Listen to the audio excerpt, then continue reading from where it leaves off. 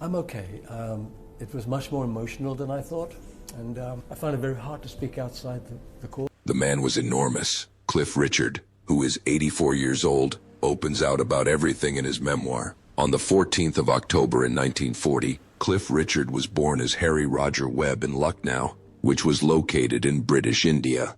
The early years of Cliff's life were marked by substantial instability and a strong will to persevere. Following the attainment of independence by India, his family relocated to England in 1948, ultimately settling in the county of Hertfordshire. When he was a child, he encountered the problems of poverty and cultural dislocation, as well as the difficulty of transitioning to life in Britain after the war. But music turned out to be his release and his passion, and by the time he was in his teens, he had already begun to fantasize about a career in performance. As a stage performer, he used the name Cliff Richard. He chose the name Richard as a tribute to Little Richard, who was one of his musical heroes, and Cliff as a representation of the rock and roll. Cliff made his debut on the British music scene in the late 1950s, a period of time when rock and roll was still relatively new and a source of considerable controversy. Often regarded as the first genuine rock and roll song to originate from the United Kingdom, Move It was his breakthrough hit in 1958, one of those songs that even John Lennon admitted at one point as being revolutionary. Almost immediately, Cliff became the United Kingdom's equivalent of Elvis Presley with the help of his backing band, The Shadows, which was formerly known as the Drifters. In his younger years, he was known for his smooth guitar-playing demeanor, which won the hearts of young people all over the country, including teenagers. Cliff Richard not only maintained his success throughout the 1960s, but he also managed to maintain his relevance despite the fact that the Beatles and the British invasion were the two major forces that transformed the musical scene. His reputation was further cemented by the fact that he starred in a string of comedic musical films that were extremely successful, such as The Young Ones in 1961, Summer Holiday in 1963, and Wonderful Life in 1964. Because of his magnetic screen presence and impeccable image, he became a fan favorite among audiences of all ages, which enabled him to bridge the gap between different generations. But Cliff's narrative isn't just about his success in the music industry and the entertainment industry. Additionally, it is a path of personal transformation and awakening to one's inner spirituality. It was in 1966 when he made a public declaration of his Christian faith, a choice that would go on to have a significant influence on his life and career. In addition to becoming active in a variety of philanthropic projects and religious programming, he started to incorporate more moral messages into his concerts. In contrast to a significant number of his colleagues, Cliff was able to preserve his reputation for honesty and self-control. Despite spending decades in the public eye, he has consistently maintained a private life that is mainly dignified and free from scandal. He has never been married. Cliff underwent a second round of self-reinvention during the 1970s and 1980s, shifting from the role of an adolescent idol to that of an adult pop musician. Over the course of several decades, he was able to produce one of the most remarkable accomplishments in the profession. A number of his albums, including Devil Woman 1976, We Don't Talk Anymore 1979, Wired for Sound 1981, and the Christmas favorite Mistletoe and Wine 1988, earned him a significant amount of success. Cliff was able to reach new audiences without alienating his initial fan base, because he was able to alter his style while still remaining true to his principles without compromising his integrity. The fact that he worked with modern producers and was willing to explore new musical directions demonstrated a level of adaptability that many of his contemporaries struggled to achieve. Cliff Richard continued to be a symbol of endurance and decency despite the fact that he engaged in a number of problems, such as court fights and a high-profile investigation in the tens of the 2000s, which ultimately resulted in no charges being brought against him and universal compassion. In for his contributions to the world of music and charity, Queen Elizabeth Roman II bestowed upon him the honor of a knighthood in 1995, making him the first rock and roll artist to be honored in this manner. The knighthood was not merely a personal honor for the recipient. Additionally, It was a recognition of his cultural influence and the long-standing contributions he had made to the nation of Britain. Cliff Richard has a long list of accomplishments and records to his name. It is a startling monument to his everlasting appeal that he is the only musician to have had hits placed in the top 5 in the United Kingdom for 8 straight decades. His name is frequently cited alongside the names of the greatest musicians in the history of music, and he has sold more than 250 million recordings all over the world. His dedicated followers, who are referred to as Cliffettes or just Cliff fans, span multiple generations and continue to possess an unwavering devotion to him. His ability to combine nostalgia with accessibility is shown in the fact that his Christmas singles, in particular, have become a regular part of the holiday ritual in the United Kingdom. Cliff Richard, on the other hand, is remembered for something considerably more significant than the statistics and the fame he achieved. His determination to maintain his sense of reality, his bravery in openly discussing his religious beliefs, and his tenacity in the face of challenges are all admirable qualities. Not only has he used his platform to entertain, but he has also used it to inspire others, providing an alternative role model in a culture that is frequently characterized by excess and instability. Cliff Richard, one of the most iconic names in British popular music, has led a life that, in many ways, defies the typical expectations that are placed upon international celebrities on a daily basis. An uncommon and frequently debated component of Richard's public persona is the fact that he has never been married, despite the fact that he is revered and adored by millions of people at the same time. In spite of the fact that his love life is frequently the focus of media curiosity, it has been characterized by a greater degree of self-control and emotional complexity than by scandal or transitory partnerships. A profoundly sincere letter that Richard wrote in October 1961 to his first serious girlfriend, the Australian dancer Delia Wicks, resulted in the revelation of one of the most profound insights into Richard's personal decisions, which came to light decades after the event in question had taken place. In the letter, which was 3 pages long and written when Richard was only 21 years old, he expressed the agony of having to choose between his own personal happiness and his rapidly developing career. The couple had been in a committed relationship for a period of 18 months, which is a considerable amount of time for someone who is still in the very beginning stages of their popularity. Richard wrote in an open and honest manner, admitting that as a pop artist at the pinnacle of his burgeoning success, he felt obligated to give up one priceless thing, which was the right to any permanent relationship with any special girl. In his letter, he described the decision as being among the most challenging he had ever made.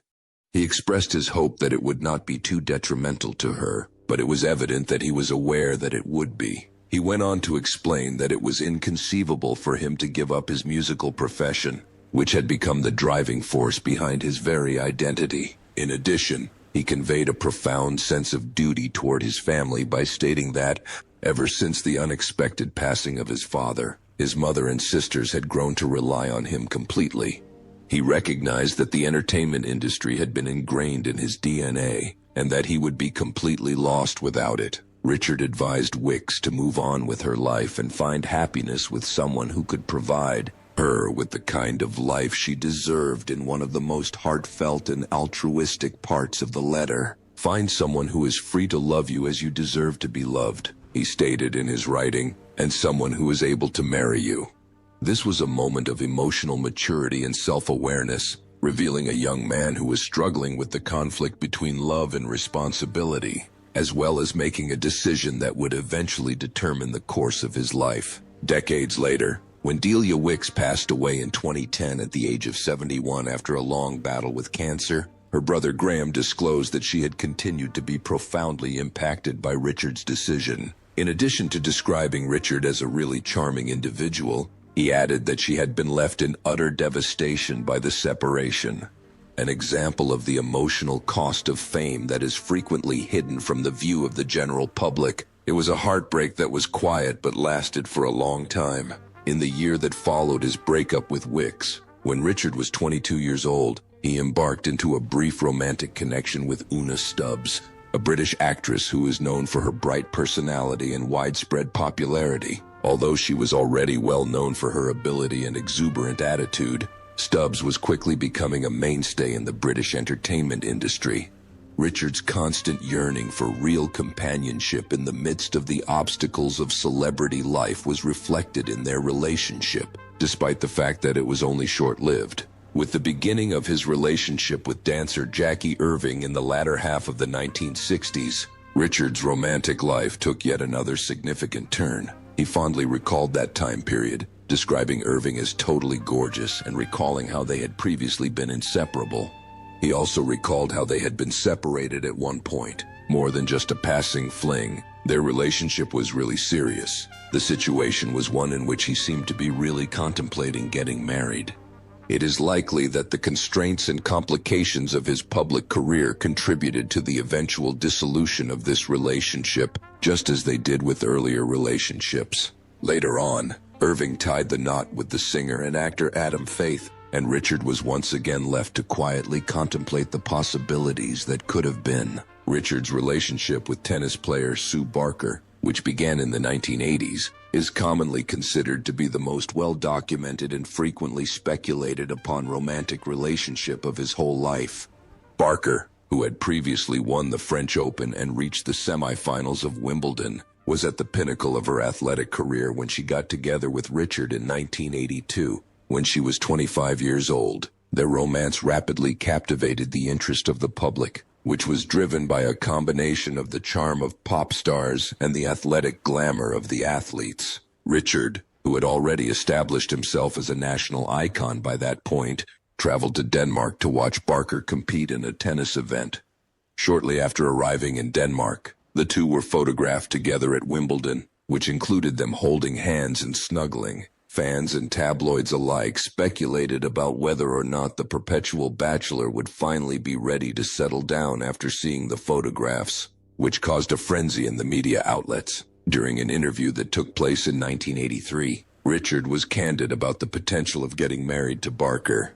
He stated, "I'm seeing Sue, the only girl I want to see at the moment, and if marriage comes on the horizon, I shall relish it." This was a rare and vulnerable moment that provided the audience with a view of Richard as a guy who was sincerely contemplating a future that encompassed love, relationship, and family. However, by September of same year, he had adjusted his expectations by stating, "It is not essential to get married, and it is not essential to be a father, but I would like to settle down and have a family one day." During the month of July in 1984, Barker expressed her devotion for Richard by saying, "I love him. He's great, and I'm sure we love each other." Although it was evident that they had a mutual regard and affection for one another, the romance with Richard eventually disappeared. During the year 1986, Barker had began a romantic relationship with the tennis player Stephen Shaw. Richard remarked that he and Barker continued to have a valuable connection. "One of the things that means a great deal to me is that we have a mutual regard for one another." Over the course of his life, Richard has been known to speak openly and honestly about his romantic encounters, providing explanations as to why he eventually decided against getting married. He once conceded, "I've had a few false alarms, and he was right. At one point in my life, I was in love, but marriage is a significant commitment, and being an artist requires a significant amount of time." The friction that exists between his personal aspirations and his professional commitments is brought to light by his remarks, which highlight the primary struggle that has influenced his romantic choices. The relationship between Richard and the iconic singer and actress Olivia Newton-John was one of the most bittersweet episodes in Richard's previous romantic history. Richard, when asked about his feelings for her, recalled that he had been in love with her in the early 1970s. However, as he stated with a quiet resignation, "At the time when I and many of us were in love with Olivia, she was engaged to someone else. I'm afraid I lost the opportunity to be with her." Richard was one of the many people who had a particular place in their hearts for Newton-John, who was renowned for her elegance, beauty, and talent. A lingering sense of what might have been is reflected in his words, which is a theme that reverberates throughout a number of the relationships that he has mentioned in public.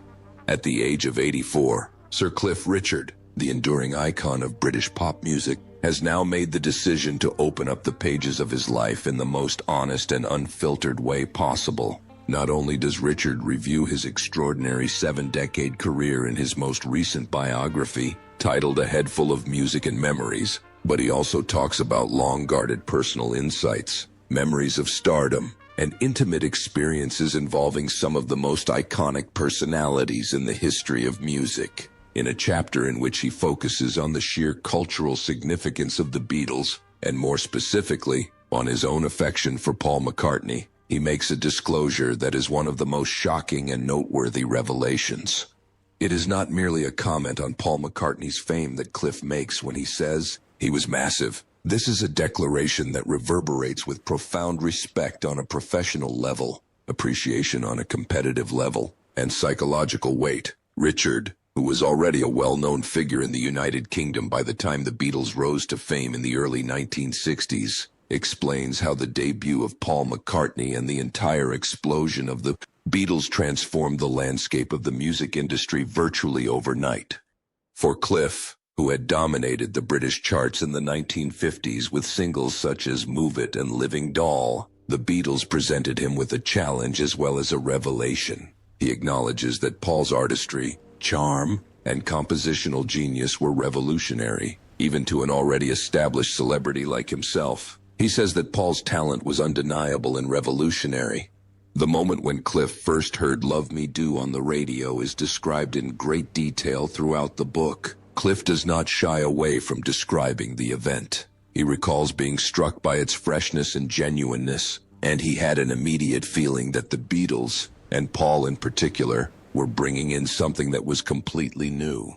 In spite of the fact that he was previously referred to as the British Elvis, Cliff will humbly admit that Paul McCartney was the one who revolutionized the game by creating a sound that was both contemporary and classic. According to what he has written, McCartney possesses an extraordinary capacity to combine lyrical lyricism with universal appeal, so transforming everyday topics into universal phenomena. Cliff admits that Paul did more than just simply compose tunes.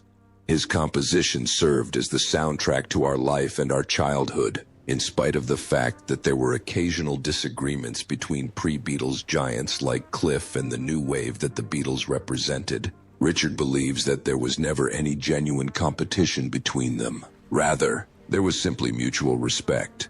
This is a particularly poignant aspect of the situation. We were not an adversary. Both of us were pioneers in our own unique ways. In his memoir, he makes this observation: "I served as the opening act for a musical revolution that Paul McCartney and the Beatles were able to finish developing." Cliff's insights go much farther, delving into private conversations and experiences that are particularly important to him. He talks about how Paul McCartney always managed to keep a humble demeanor despite his enormous success. And he mentions that he has run into Paul at several business events and award ceremonies. He never behaved in a manner befitting a gentleman, even after he had been needed. Cliff says with a grin, he never failed to be friendly, grounded, and humorous as well. In fact, he remembers having a quiet moment backstage with Paul during a Royal Variety performance. During that time, the two of them laughed about the burden that comes with being an elderly rock star and how they try to remain relevant. Cliff acknowledges that it was at that precise moment that he experienced a rare sense of camaraderie with someone who understood both the weight of celebrity and the isolation that it can often bring. Additionally, the memoir touches on the manner in which both he and McCartney were subjected to severe media scrutiny, as well as the frequently excruciating junction of their personal lives and public image. Cliff gives an honest account of the cost of popularity, reiterating the hidden connection that exists between icons who have been in the public eye since they were young. He reveals that as he was seeing Paul continue to play well into his 70s and 80s, it inspired him to continue to be active in his own profession by traveling, recording, and embracing his heritage with pride rather than withdrawing from it. In the midst of Cliff's deep introspection, there is little doubt that his statements regarding McCartney are more than just expressions of admiration. He was a musical brother who contributed to the formation of the golden period of British pop music, and these songs are an homage to a fellow survivor of fame, Cliff Richard. By expressing his unwavering admiration for Paul McCartney throughout his entire life, not only pays tribute to a music legend, but he also places himself in an honest manner inside the narrative of that age. He acknowledges the giants who came after him while also celebrating the vital role he played in opening the door.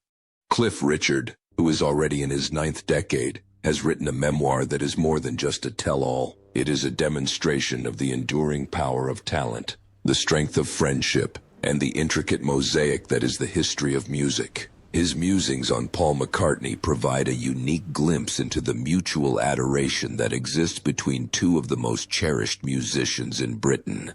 Both of them are legends in their own right, and they will be inextricably intertwined in the annals of the historical narrative of modern music.